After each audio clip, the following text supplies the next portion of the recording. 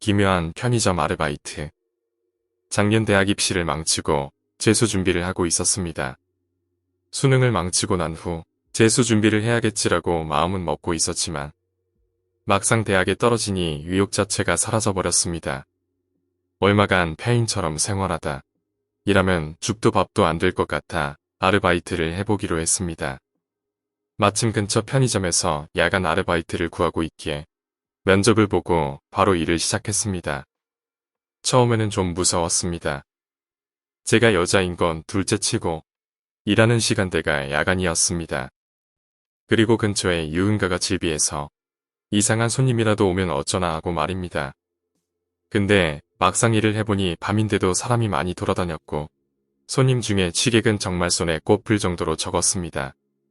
대부분은 술에 취하지 않고 정신이 멀쩡한 유흥가 종사자분들이셨죠.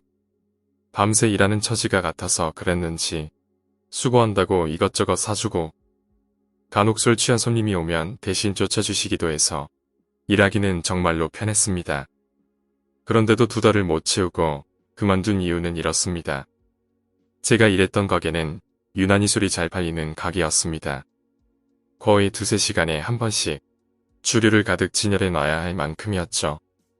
그날도 술을 채우기 위해 새벽 2시쯤 냉장창고로 들어갔습니다. 제가 일했던 편의점은 내부 사무실을 지나서 냉장창고로 들어갈 수 있게 되어 있었습니다. 내부 사무실에는 재고 관리하는 컴퓨터와 CCTV가 있습니다. 아르바이트 초기에 냉장창고에서 음료수를 넣다가 아이들이 식염수를 훔쳐가서 점장님한테 혼난 이후 저는 음료수나 술을 채울 때면 거의 5분에 한 번씩 냉장창고 문을 열고 CCTV를 확인하는 버릇이 생겼습니다. 그날도 다르지 않았고요. 술을 다 넣을 때까지는 아무런 일도 없었습니다. 마음 놓고 창고를 나오는데 CCTV 한 귀퉁이로 손님이 온 것이 보였습니다. 저는 후다닥 어서오세요를 외치며 사무실을 나갔습니다. 그런데 아무도 없었습니다. 분명히 CCTV에는 사람이 보였는데 나오니까 없었습니다. 직원이 자리를 비운 사이에 물건을 훔치러 왔다가 제가 나오는 걸 보고 도망친 것 같았습니다. 새삼 도둑이어서 다행이지 강도였으면 어떻게 했을까라는 생각에 무서워졌습니다. 그리고 며칠 뒤였습니다. 새벽 2시 반이 넘었을 겁니다. 사무실에 확인할 것이 있어서 들어갔는데 문득 쳐다본 CCTV에 사람이 보였습니다. 뭔가 자료를 찾아야 하는 타이밍이라 손님이 안 왔으면 했는데 일도 제대로 보지 못하고 나가야 했습니다. 그런데 나가보니 아무도 없었습니다. 생각해보니 편의점 매장 문에는 종이 달려 있었습니다. 아무리 빨리 나갔다고 해도 문을 열면서 종소리가 나야 했습니다. 갑자기 이상한 생각이 들어서 사무실로 들어가 CCTV를 다시 확인했습니다.